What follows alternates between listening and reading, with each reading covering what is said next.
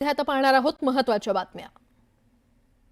महत्त्वाच्या बातम्या प्रायोजक पीतांबरी देवभक्ती 7-in-1 अगरबत्ती, जिथे पूजा तिथे देवभक्ती।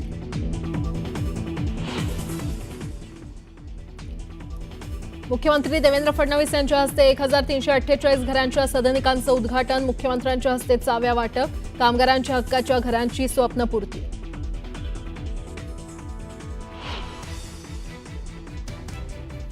जळगावात राष्ट्रवादी कार्यालयात मुख्यमंत्री म्हणून अजित पवारांचे झळकले बॅनर, दादा तुम्ही महाराष्ट्राचे मुख्यमंत्री व्हावेत अशी विठोबा चरणी कार्यकर्त्यांकडून केली प्रार्थना।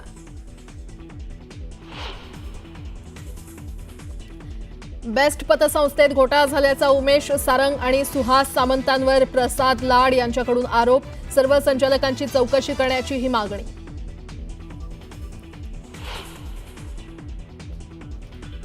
रात गई बाद गई, पुढची इनिंग जोरदार असेल, माणिकराव कोकाटेंचं मोठं विधान, गेल्या काही दिवसात झालेल्या टीकेच्या मुद्द्यावर कोकाटेंचं भाष्य।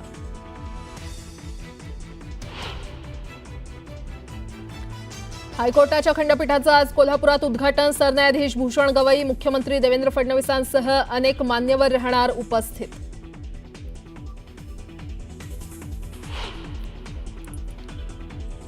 निवडणूक आयोगाची आज दुपारी 3 वाजता दिल्लीत पत्रकार परिषद, आगामी निवडणुकांबाबत घोषणा होण्याची शक्यता, राहुल गांधींच्या आरोपांवरही उत्तर देण्याची शक्यता।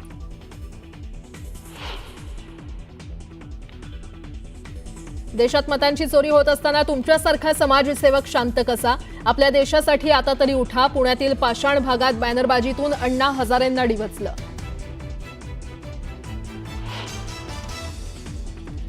मत चोरीच्या प्रकारांविरोधात राहुल गांधी आजपासून रस्त्यावर, बिहारच्या सासाराममधून वोट अधिकारी यात्रेची राहुल गांधी करणार सुरुवात, यात्रेसंदर्भात सोशल मीडियावर व्हिडिओ ट्विट।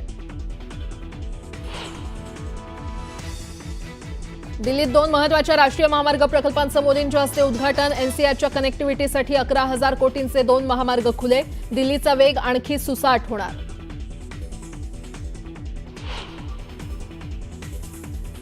नांदेडमध्ये गेल्या 2 दिवसांपासून मुसळधार, पैनगंगा नदीला पूर, पुरामुळे सहस्त्रकुंड धबधब्यानं धारण केलं रौद्ररूप।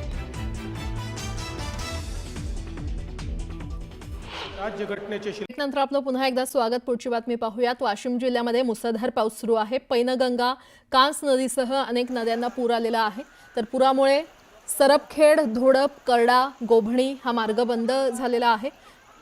मुसळधार पाऊस आणि नदी नाल्यांच्या पुरामुळे शेती पिकांचं अतोनात नुकसान झालेलं आहे।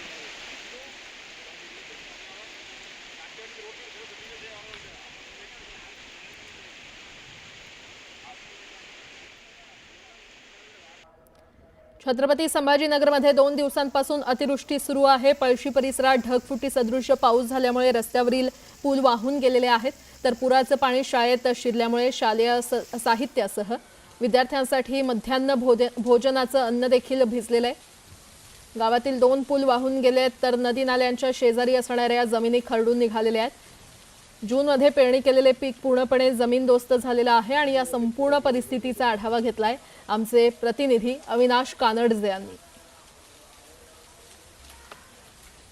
संभाजीनगरला काल सायंकाळी पावसाने अक्षरशः झोडपून काढलं। मी पळशी गावामध्ये उभा आहे। पळशी गावामध्ये आपण जर बघितलं तर जिल्हा परिषदेच्या शाळेमध्ये पुराचं पाणी शिरलेलं आपल्याला या ठिकाणी पाहायला मिळतंय। मोठ्या प्रमाणात शाळेतील वस्तूंचं देखील नुकसान या ठिकाणी झालेलं आहे। तर शाळेच्या बाजूलाच काही शेत जमीन आहे, त्या शेतीत देखील जे पीक उभं राहिलेलं होतं, पीक होतं मक्याचं पीक, ते देखील जमीनदोस्त या ठिकाणी झालेलं आहे।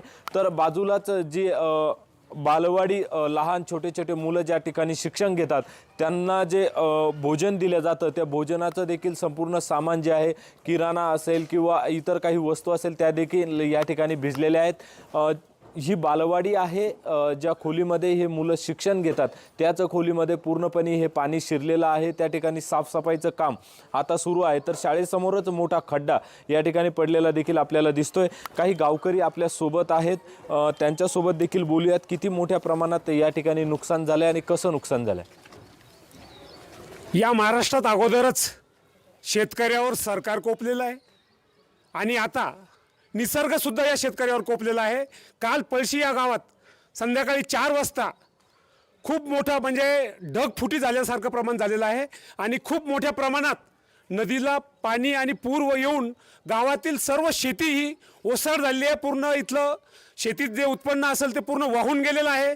सकाळीच इथं काही अधिकाऱ्यांनी येऊन चौकशी केली, माहिती घेतली, परंतु आम्ही गावकऱ्याच्या वतीनं सर्वांना एक कृषी मंत्री साहेबांना आणि सर्व कृषी अधिकाऱ्यांना एक जाहीर आवाहन करतो की लवकरात लवकर पंचनामे करून आमच्या शेतकरी बांधवांना लवकरात लवकर मदत जाहीर करावी. काय मागणी आहे? किती मोठं नुकसान झालंय? कालच्या अचानक आलेल्या या ढगफुटीच्या पावसामुळे या पळशीमध्ये जवळपास 200-250 हेक्टरपर्यंत जमीन वाहून गेली आणि आता हे जूनमध्ये लागवड झालेले पिकाचं पूर्णपणे 100% नुकसान झालेलं आहे. तर माझी या माध्यमातून, आपल्या माध्यमातून कृषी मंत्री साहेबांना विनंती आहे की इकडं तात्काळ आपले अधिकारी पाठवून पंचनामे करून त्यांना नुकसान भरपाई द्यावी, हीच मी एक गावकरी म्हणून आपल्याला विनंती करतो. नक्कीच आपण जर बघितलं तर पळशी परिसरामध्ये आहे, गावामध्ये जे आहे ते ढगफुटी सदृश्य हा पाऊस झालेला आहे. जिल्हा परिषदेच्या शाळेचं मोठं नुकसान या ठिकाणी झालं आहे. तर त्यामध्ये विद्यार्थ्यांना जे भोजन दिलं जात आहे त्याचं मोठं नुकसान, शेतीचं नुकसान झालं आहे. आणि आज सकाळीच कृषी विभागाच्या काही अधिकाऱ्यांनी येऊन या ठिकाणी पंचनामा देखील केला आहे. मात्र गावकऱ्यांची जी मागणी आहे ती लवकरात लवकर नुकसान भरपाई द्यावी अशीच ही मागणी आपल्याला या ठिकाणी पाहायला मिळते. अविनाश कानडजे, न्यूज 18 लोकमत, छत्रपती संभाजीनगर.